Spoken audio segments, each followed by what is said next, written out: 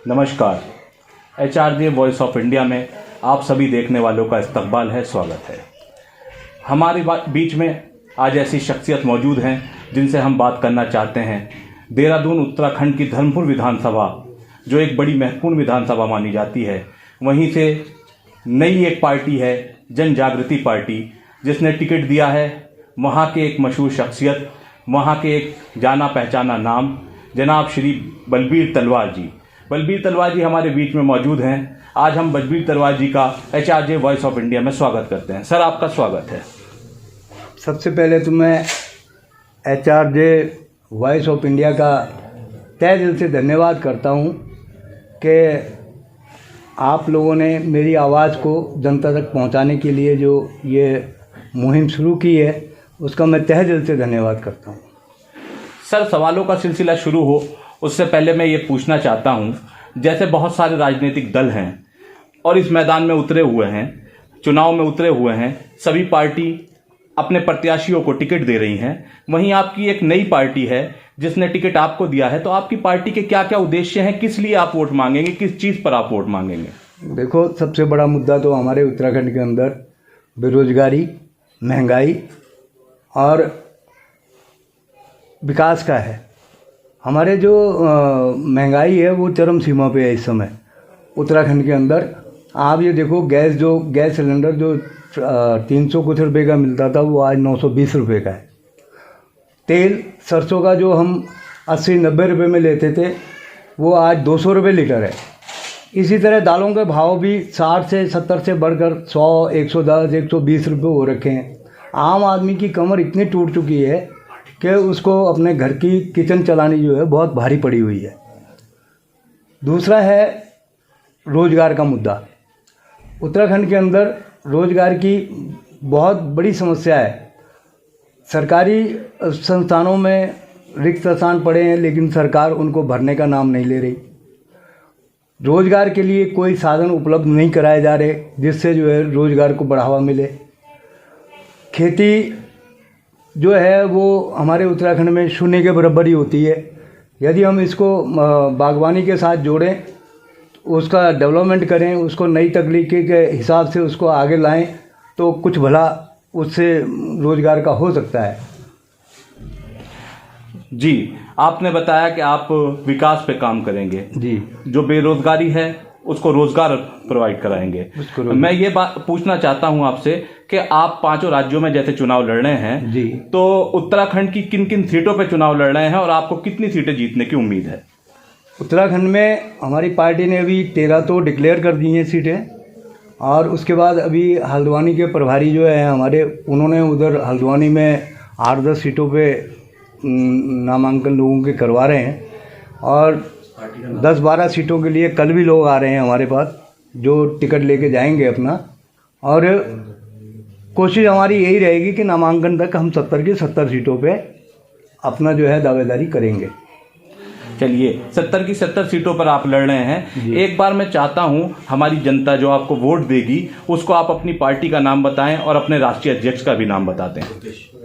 ये पार्टी 1997 में रजिस्टर्ड हुई थी, और इसके हमारे जो राष्ट्रीय अध्यक्ष हैं संत युवराज जी, उनका कहना ये है कि हमें गरीब तबके के लिए काम करना है, और गरीबों के लिए ही ये पार्टी बनी भी है।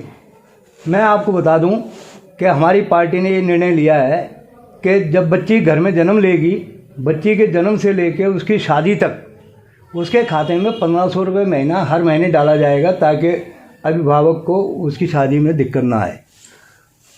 और उसके साथ साथ गैस सिलेंडर, हमारी पार्टी सत्ता में आती है तो हम 300 रुपये का देंगे, क्योंकि ये हमारा चुनाव चिन्ह भी है और इस पर हमारा मेन फोकस महिलाओं को सुविधा देने के लिए भी है। अच्छा, तो आपने बताया कि आपका चुनाव चिन्ह भी है और आपको महिलाओं को सुविधा भी पहुंचानी है जी। बहुत अच्छा है। मैं बलबीर तलवार जी आखिर में ये पूछना चाहता हूं, जैसे भारतीय जनता पार्टी एक बड़ी पार्टी है, कांग्रेस पार्टी एक बड़ी पार्टी है, जो अभी तक उत्तराखंड में कभी भारतीय जनता पार्टी की सरकार बनती आई है, कभी कांग्रेस की सरकार बनती आई है। इन दोनों पार्टियों के मौजूद होने के बाद आपकी पार्टी चुनाव लड़ रही है, तो आपको क्यों लगता है कि आपकी पार्टी जो है यहां से इलेक्शन जीतेगी और ये दोनों पार्टी धराशायी होंगी? ये तो बिल्कुल साफ है सर। पिछले 4 बार के चुनाव में दोनों पार्टियों ने बारी बारी से उत्तराखंड के अंदर शासन किया है, लेकिन कोई भी पार्टी उत्तराखंड को ना तो स्वास्थ्य सेवाएं ढंग से दे पाई है, ना शिक्षा का स्तर बढ़ा पाई है, और ना ही वो महंगाई को दूर कर पाई है।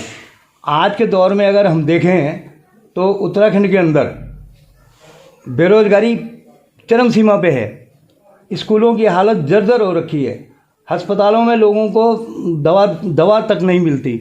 पहाड़ों में अगर जाएंगे आप देखेंगे पहाड़ों में तो परसों के टाइम पर भी वहाँ पे साधन नहीं है।